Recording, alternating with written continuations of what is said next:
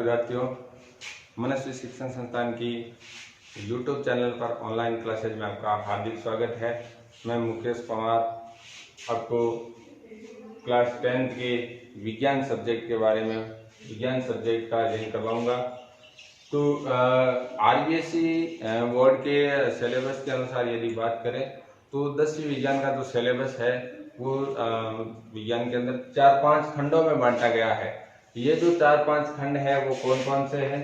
सबसे पहला खंड है जीव विज्ञान, दूसरा खंड है रसायन विज्ञान,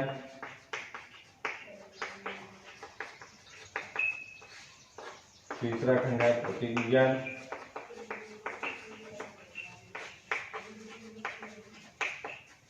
और अगला खंड है इसके अंदर पर्यावरण एवं पारिस्थितिकी। पर्यावरण एवं पारिस्थितिकी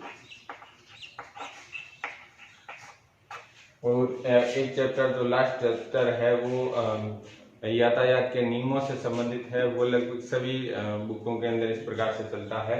तो ये इसका सिलेबस है। अब अपन इसका जो प्रथम खंड है, इस प्रथम खंड को लेते हैं। जीव विज्ञान वाला जो प्रथम खंड है, इस प्रथम खंड के अंदर कुल आपके 4 पार्ट दिए गए हैं, 4 लेसन दिए गए हैं। तो इसके अंदर जो महत्वपूर्ण जो लेसन है उस लेसन के बारे में अपन जो इसका जो दूसरा जो लेसन है वो आज अपन लेते हैं। लेसन नंबर दूसरा। ये जो दूसरा जो लेसन है, ये लेसन मानव शरीर से संबंधित जो मानव की जो ह्यूमन की जो एनाटॉमी है, जो शरीर रचना है, शरीर रचना किस प्रकार से हुई इसके बारे में इसमें बताया गया है। तो ये मानव तंत्र के नाम से जो लेसन है, मानव तंत्र।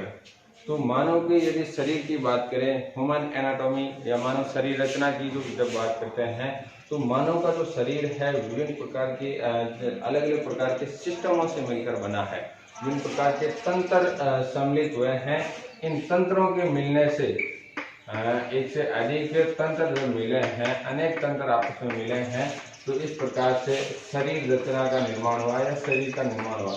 मेनली देखें तो मानव शरीर की जो रचना है वो मूलभूत इकाई है। मानव शरीर की निर्माण की जो मूलभूत इकाई है, मानव शरीर की रचना मूलतः कोशिका से शुरू होती है। तो कोशिका क्या है? ये जो कोशिका होती है, कोशिका के बारे में बात करें तो मानव शरीर की सबसे छोटी मूलभूत संरचनात्मक और क्रियात्मक इकाई होती है।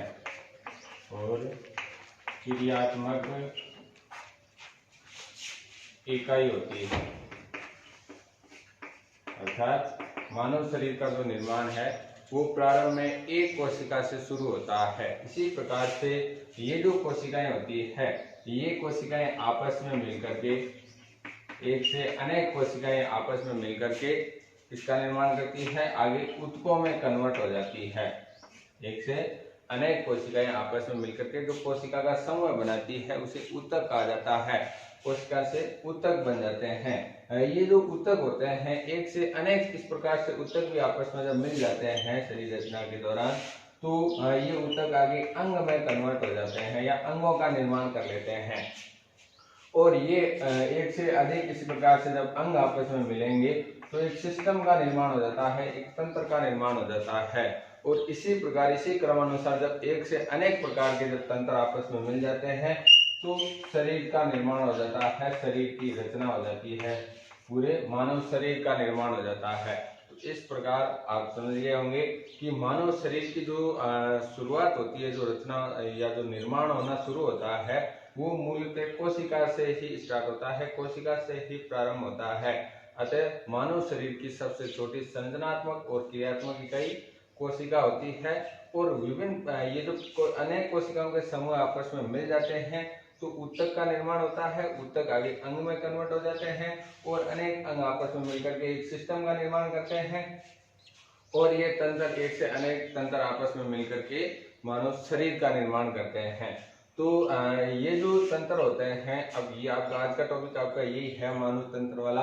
तो ये तंत्र कौन कौन से होते हैं, मानव शरीर में कितने प्रकार के तंत्र पाए जाते हैं। तो मुख्य रूप से अपन देखेंगे कि मानव शरीर के अंतर्गत सबसे प्रमुख है पाचन तंत्र, दूसरा है तंत्रिका तंत्र, उत्सर्जन तंत्र, सर्जन तंत्र, रक्त परिसंचरण तंत्र, ब्लड सर्कुलेशन सिस्टम, रक्त परिसंचरण तंत्र,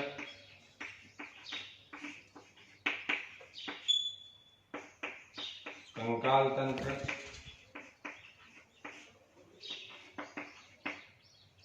इसके अलावा जनन तंत्र, इसके अलावा अज्जावरणी तंत्र,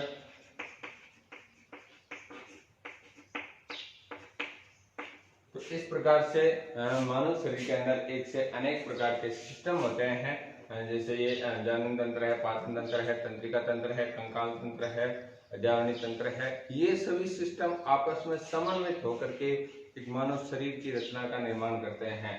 तो के जो इस दूसरे लेसन के अंतर्गत इन सिस्टमों के बारे में विस्तार से वर्णन किया गया है। मानव तंत्र के, मानव शरीर के जो भी ये तंत्र दिए गए हैं, इनका प्रत्येक तंत्र का विस्तार से वर्णन किया गया है। तो आज हम लेते हैं इसी लेसन का कोई एक टॉपिक, कोई एक सिस्टम ले लेते हैं। तो इन सभी तंत्रों में से आज अपन एक महत्वपूर्ण तंत्र का अध्ययन करते हैं, वो है पाचन तंत्र, डाइजेशन सिस्टम। पाचन तंत्र, डाइजेशन सिस्टम। ये डाइजेशन सिस्टम मानव शरीर के अंदर ये जो पाचन तंत्र है, कहाँ से कहाँ तक पाया जाता है। यदि इसकी स्थिति की बात करें तो ये मुख से लेकर गुदा तक पाया जाता है। मुख से लेकर गुदा वाला पार्ट या एनस तक पाया जाता है। तो मुख से लेकर के गुदा तक की जो पूरी संरचना होती है, इस पाचन तंत्र के अंतर्गत जो भी अंग सम्मिलित होते हैं, इन सबको यहाँ से लेकर यहाँ तक सम्मिलित रूप से आहार नाल के नाम से जाना जाता है, एलिमेंट्री कैनाल के नाम से जाना जाता है, आहार नाल के नाम से जाना जाता है। तो आज हम देखेंगे इस पाचन तंत्र की संरचना किस प्रकार की होती है, पाचन तंत्र की संरचना किस प्रकार की होती है, और इसका जो कार्य जो होता है या इसकी जो कार्यविधि जो है वो किस प्रकार होती है, इसमें कौन कौन से अंग सम्मिलित होते हैं, किस प्रकार से पाचन की क्रिया होती है, और किस प्रकार से इसके साथ में दूसरे सिस्टमों का समन्वय होता है, दूसरे सिस्टम इसके साथ किस प्रकार से अपना समन्वय बनाए के रखते हैं। तो यदि इसकी संरचना की अपन बात करें तो इसके संरचना के अंतर्गत दो चीजें सम्मिलित होती है। एक होता है पाचक अंग, और दूसरा होता है पाचन ग्रंथियां। पाचन ग्रंथियां, तो इसके अंदर हम देखें पाचक अंगों की यदि बात करें तो इसके अंदर पहला पार्ट आ जाता है मुख, दूसरा पार्ट इसके अंतर्गत आ जाता है ग्रसनी, तीसरा पार्ट है इसके अंदर ग्रसिका, अगला पार्ट है इसके अंदर आमाशय, इससे अगला पार्ट है इसके अंतर्गत छोटी आंत, के बाद में है बड़ी आंत। ये एलिमेंट्री कैनाल का जो अंतिम भाग होता है बड़ी आंत। बड़ी आंत का जो खंड होता है रेक्टम मलाशय, और उसके आगे छिद्रनुमा जो संरचना होती है वो एनस वाला पार्ट हो, यानी एंड पार्ट जो होता है वो बड़ी आंत के अंदर ही सम्मिलित होता है, बड़ी आंत का ही अंतिम भाग होता है। तो ये इसके अंदर पाचन तंत्र के अंदर ये अंग पाए जाते हैं। इसके अलावा पाचक ग्रंथियों की यदि बात करें तो पाचन तंत्र से संबंधित 3 महत्वपूर्ण ग्रंथियां होती है। कौन कौन सी ग्रंथियां होती है? नंबर 1 है लार ग्रंथि, सलाइवा ग्लैंड, और दूसरा जो है यकृत ग्रंथि, और तीसरी है अग्नाशय ग्रंथि। अग्नाशय ग्रंथि। तो पाचन तंत्र की संरचना की यदि बात करें तो इसमें पाचन अंग पाए जाते हैं। इसके अंदर सिस्टम के अंदर जो भी अंग सम्मिलित होते हैं, जैसे कि आपने पढ़ा है कि किसी भी तंत्र का निर्माण अंगों के मिलने से होता है।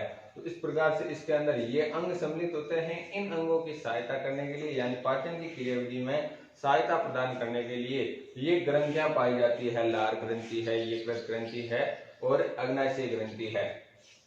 तो अब इन ये जो भी संरचनाएं पाई जाती है, इनकी स्थिति किस प्रकार से होती है, ये सिस्टम है जो इसकी संरचना बना करके अपन इसका अध्ययन करते हैं, चित्र के माध्यम से देखेंगे। तो जैसा कि आपको ये चित्र में दिखाई दे रहा है, पाचन तंत्र की जो संरचना है इस प्रकार से होती है। इसके अंदर एक दूसरे अंग आपस में इस प्रकार से जुड़े हुए होते हैं। तो चलो पहले अंग की बात करें तो पहला जो पार्ट होता है वो होता है मुख वाला, मुख गुहा, बक्कल कैविटी के नाम से इसे जाना जाता है। तो ये मुख गुहा की संरचना अपन देखते हैं तो क्या होता है। सबसे पहले ये जो पाचन तंत्र का जो पहला पार्ट आता है मुख गुहा, मुख गुहा में दो औष्ठ जो होते हैं ये सम्मिलित होते हैं। इनके माध्यम से भोजन का अंतर्ग्रहण होता है। और इसके आगे मुख गुहा बक्कल कैविटी के अंतर्गत दांत होते हैं और जीभ, दांत और जीभ ये मुख गुहा के अंदर पाए जाते हैं। दांत और जीभ मुख गुहा के अंदर क्या करते हैं, दांत और जीभ मुख गुहा के अंदर दांतों का कार्य भोजन को कुतरना होता है, कुतरना है, चीरना है, फाड़ना है और उसको छोटे छोटे टुकड़ों में इस प्रकार से छोटे छोटे टुकड़ों में कुतरना, छोटे छोटे टुकड़ों में बांटना होता है, उसको छोटा करना होता है।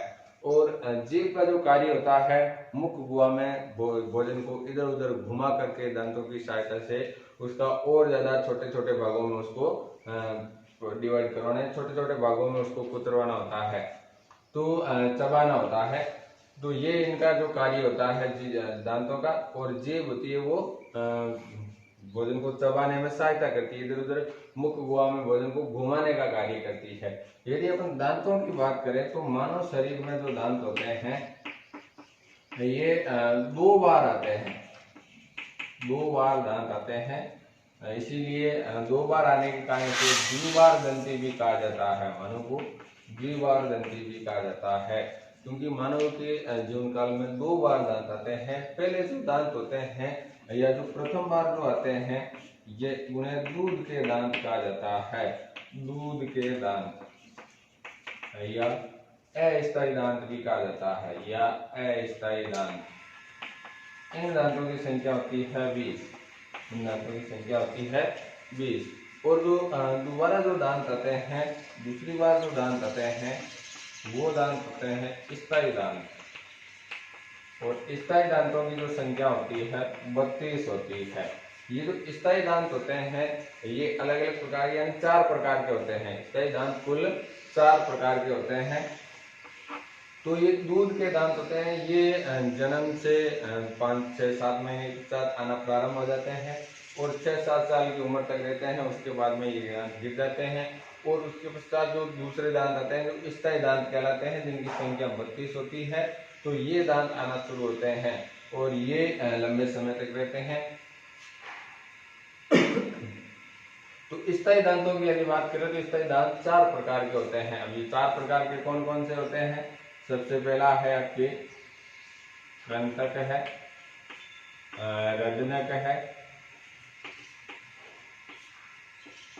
अग्रचर्णक है और चवर्णक है। इन दांतों को इंसिजर है, कैनाइन है, प्रीमोलर है और मोलर इस नाम से भी जाना जाता है। इन दांतों की जो संख्या होती है अलग अलग, उन संख्याओं को एक सूत्र के माध्यम से प्रदर्शित किया जाता है। एक सूत्र के माध्यम से प्रदर्शित किया जाता है, उस सूत्र को दंत सूत्र कहा जाता है। उस सूत्र को क्या कहा जाता है, दंत सूत्र कहा जाता है। ये जो दंत सूत्र होता है जीवधारियों में अलग अलग जीवों में इसकी जो संख्या जो अलग अलग होती है, क्योंकि प्रत्येक सजीव की मुख गुहा के ये जो जंतुओं की मुख गुहा के अंतर्गत जो दांतों की संख्या होती है वो बराबर नहीं होती है। अलग अलग जंतुओं में अलग अलग प्रकार की अलग अलग संख्या होती है दांतों की। तो इनका जो दंत सूत्र है वो भी अलग अलग होता है। अब दंत सूत्र किस प्रकार से लिखा जाता है, दंत सूत्र प्रदर्शित करने का तरीका क्या होता है, तो दंत सूत्र इस प्रकार से लिखा जाता है। दंत सूत्र ऊपरी जबड़े के अर्धांशों की संख्या बटा निचले जबड़े के अर्धांशों की संख्या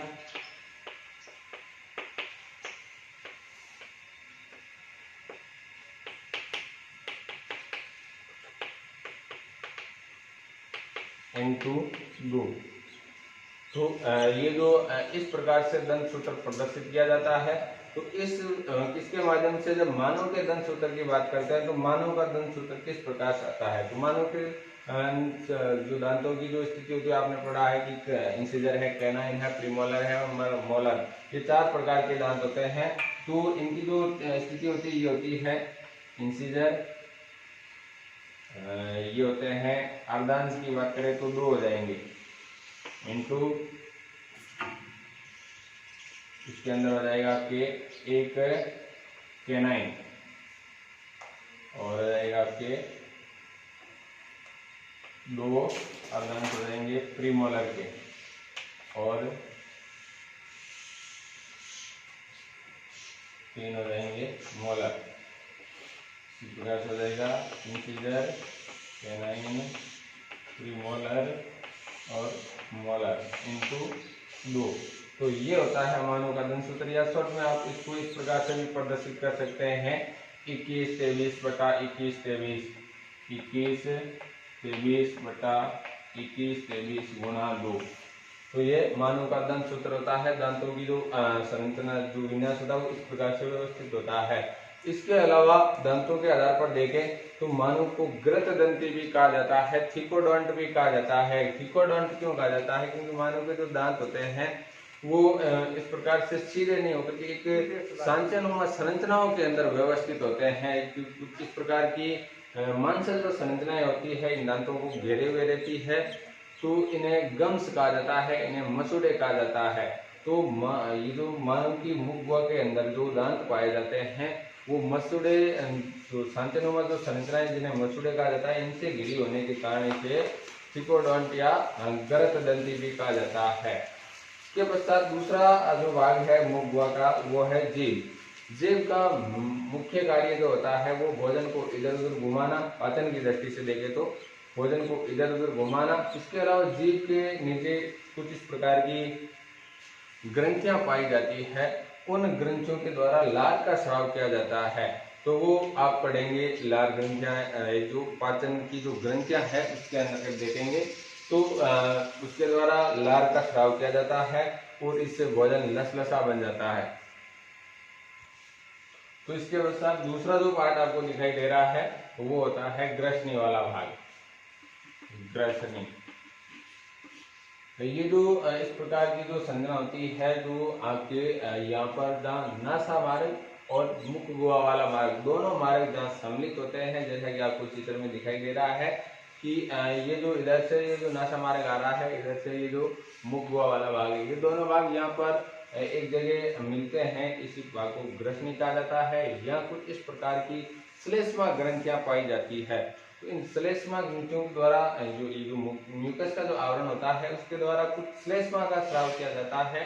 वो श्लेष्मा या जो मुख गुहा के अंदर जो चबाया गया भोजन है उस भोजन के साथ मिलती है, जिससे इसका जो आगे का जो मार्ग होता है उसमें आसानी से गति हो जाती है। तो ये जो इस ग्रसनी का जो कार्य होता है यही होता है। इसको आप अधोग्रसनी के नाम से भी जान सकते हैं।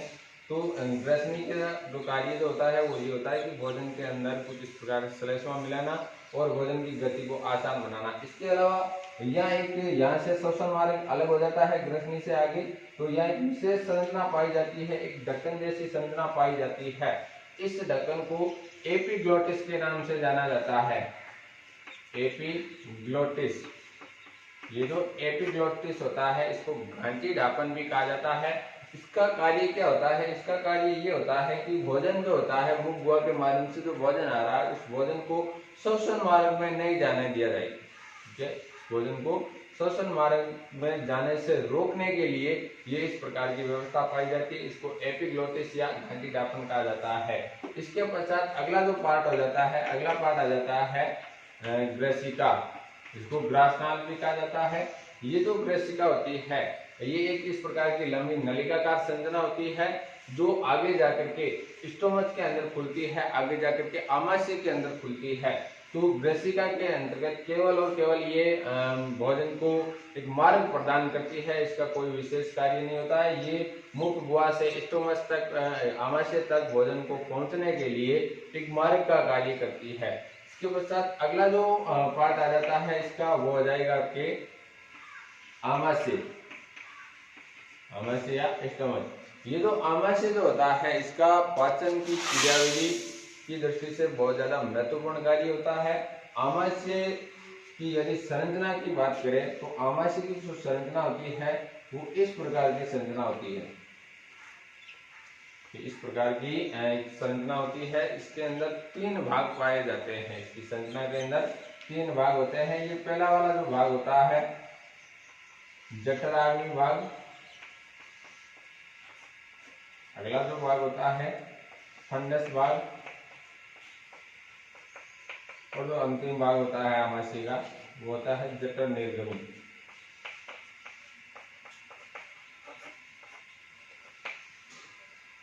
तो ये आमाशय के 3 पार्ट पाए जाते हैं। पहला जो पार्ट होता है वो पहला भाग ग्रसिका से जुड़ा हुआ रहता है, जो ग्रसनाल होती है जो उससे जुड़ा हुआ रहता है। और दूसरा जो भाग होता है वो इन दोनों भागों के मध्य में होता है, और इसका कार्य होता है HCl का स्राव करना, जो कि पाचन की दृष्टि से बहुत ज्यादा महत्वपूर्ण होता है। इसके पश्चात अगला जो भाग होता है तीसरा, ये भाग होता है जठर निर्गमी। ये भाग आगे जुड़ा रहता है छोटे आंत से।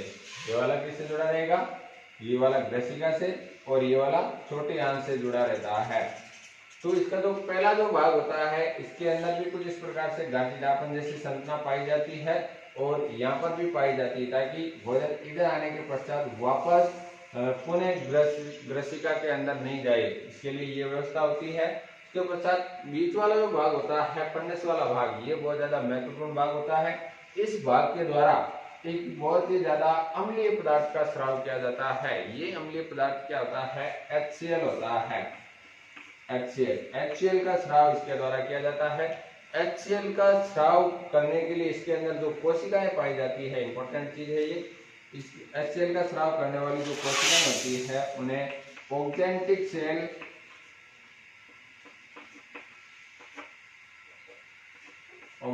सेल या अम्लजन कोशिकाएं कहा जाता है। अम्लजन कोशिकाएं इन्हें कहा जाता है। तो ये जो अम्लजन कोशिकाएं होती है इनके द्वारा HCl का स्राव किया जाता है। ये जो HCl होता है हाइड्रोक्लोरिक अम्ल, इसकी जो प्रवृत्ति होती है वो बहुत ज्यादा अम्लीय प्रवृत्ति होती है। ये इस एक प्रकार से देखा जाए तो मानव शरीर के संपर्क में आता है तो ये बहुत ज्यादा हानिकारक होता है। मानव शरीर के जो अंग होते हैं उनको जला सकता है, लेकिन ये पाचन तंत्र के अंदर इस प्रकार से निर्मित होता है। तो आप मानेंगे कि ये यहाँ पर क्यों नहीं नुकसान पहुंचाता है, क्योंकि यहाँ पर एक मोटी इस प्रकार की परत पाई जाती है, आवरण पाया जाता है, सुरक्षात्मक परत होती है। इस परत के अंदर ये HCl रहता है, शरीर के अंगों के सीधे संपर्क में नहीं आता है, केवल ये पचित भोजन के साथ ही मिल पाता है। तो ये पचित भोजन के साथ में मिल पाता है अम्लीय पदार्थ। इसके अलावा ये जैसे ही आगे निकलेगा, ये अत्यधिक अम्लीय पदार्थ मिला हुआ है, आगे निकलेगा तो इधर से आपको जैसा चित्र में दिखाई दे रहा है ये यकृत वाला जो भाग होता है, यकृत से जो यकृत वाहिनी निकलती है वो इससे जो अगला जो पार्ट होता है छोटी आंत वाला जो भाग, ये जो जठर निर्गमी भाग है इससे आगे छोटी आंत होती है। छोटी आंत के अंदर इस प्रकार से ये खुलती है, ये यकृत है, ये मान लीजिए ये यकृत है, और इस यकृत से जो यकृत वाहिनी निकलती है वो इसके अंदर खुलती है छोटी आंत के अंदर।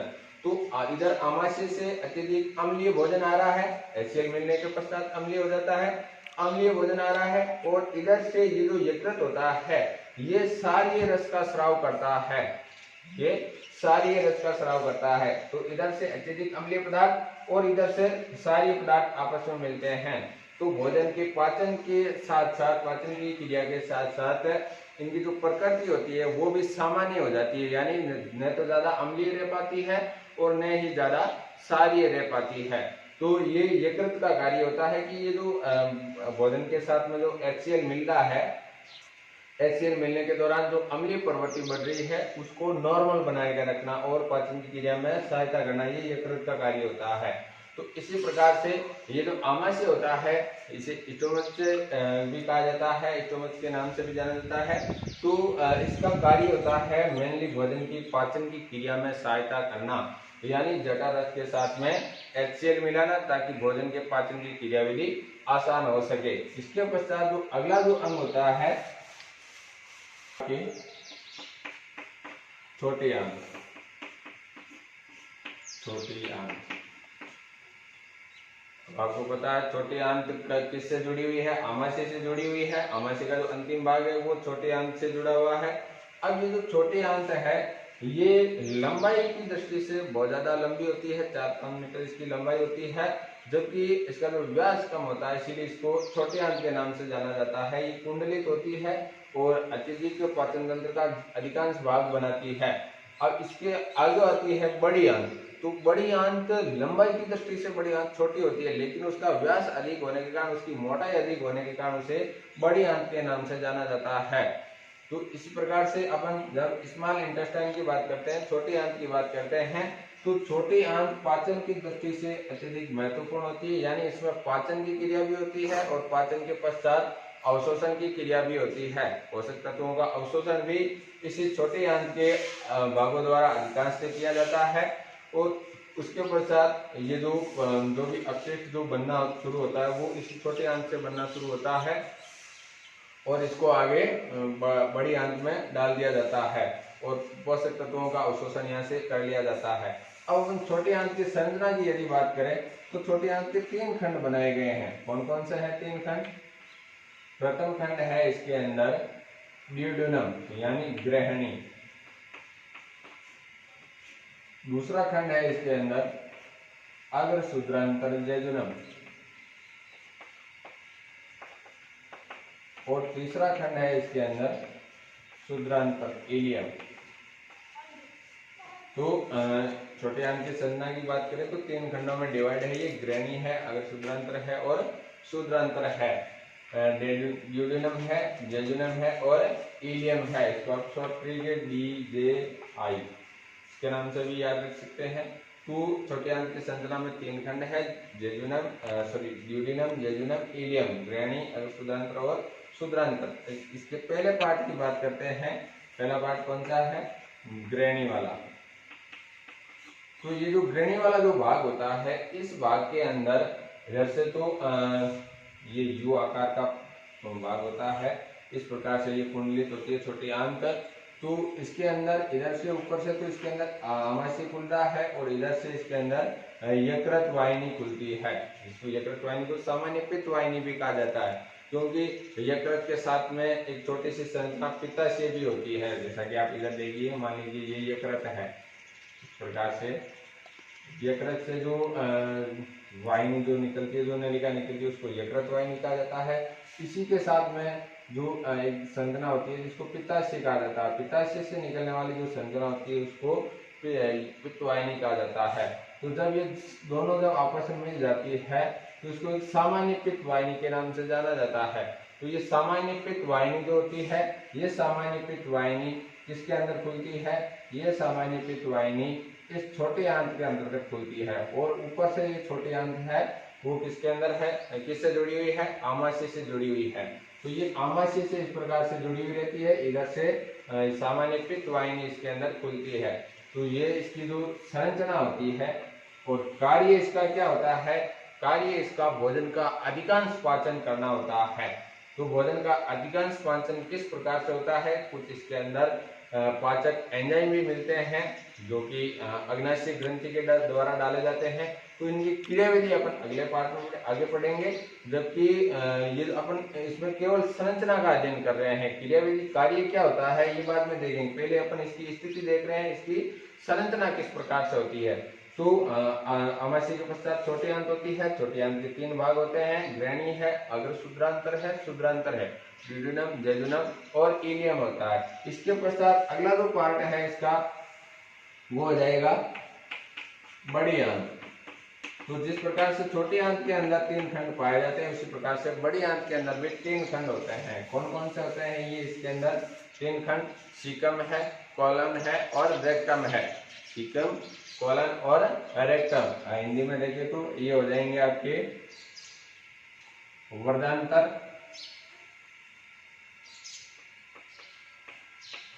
वर्धांतर, इसके अलावा हो जाएगा आपके मलाशय और एक पार्ट हो जाएगा इसके अंदर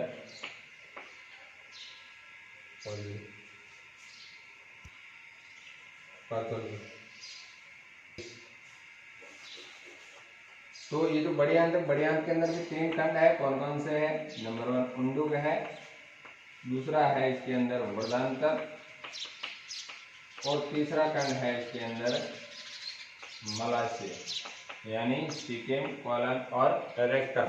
ये 3 खंड होते हैं। अब इन खंडों का क्या कार्य होता है? देखो ये जो छोटी आंत के अंदर तो ये जो खंड दिए गए हैं, इसमें पहला खंड है ग्रहणी, इसका अधिकांश कार्य पाचन का होता है। और उसके पश्चात दिया जाता है अगर शुद्रांतर, जो लगभग आपके 1.5 मीटर के समथिंग इसकी लंबाई होती है। तो इसका कार्य, इसके अंदर रसांकुर पाए जाते हैं, यहाँ से अवशोषण शुरू हो जाता है। और इसके पश्चात शुद्रांतर वाला भाग है, इसके अंदर भी रसांकुर ज्यादा होते हैं और रसांकुर ज्यादा होने से ब्रूस बॉर्डर जैसी संरचना बनती है और इससे पोषक तत्वों का जो एब्जॉर्प्शन होता है, जो अवशोषण होता है, वो ज्यादा शुरू हो जाता है। इसके पश्चात आगे ये आपकी बड़ी आंत स्टार्ट हो जाती है। बड़ी आंत में 3 खंड है, उंडुक, वर्धांतर और रेक्टम। तो इन दोनों का कार्य अधिकांश जल का अवशोषण है और इसके अलावा पाचन तो इसके अंदर होता नहीं। पाचन के लिए तो ये वाला भाग अंतिम होता है, अधिकांश पाचन यहाँ हो जाता है। उसके पश्चात अवशोषण शुरू होता है और अवशोषण के पश्चात ये जो भी अपशिष्ट बचते हैं उनका बड़ी आंत से होते हुए बहिक्षेपण किया जाता है। ये अपन पाचन की क्रिया विधि में पढ़ेंगे कि ये सिस्टम किस प्रकार से कार्य करता है। अपन केवल इसकी अभी संरचना देख रहे हैं। तो ये 3 खंड होते हैं। अंतिम खंड जो मलाशय होता है, और ये मलाशय जो होता है ये इस प्रकार से पेशीय संरचना होती है। इसके अंदर रेखित और चिकनी पेशियां पाई जाती है। और ये अंतिम खंड आपके एनएस या गुदा के द्वारा खुलता है। तो इसके द्वारा भोजन का बहिक्षेपण होता है। तो आज तक के लिए इतना ही, बाकी अगले पार्ट में देखेंगे अपन। तब तक के लिए धन्यवाद। आप देखें इसको, और कोई भी इस प्रकार की आपकी इससे संबंधित कोई समस्या हो तो आप कमेंट सेक्शन में जरूर बताएं।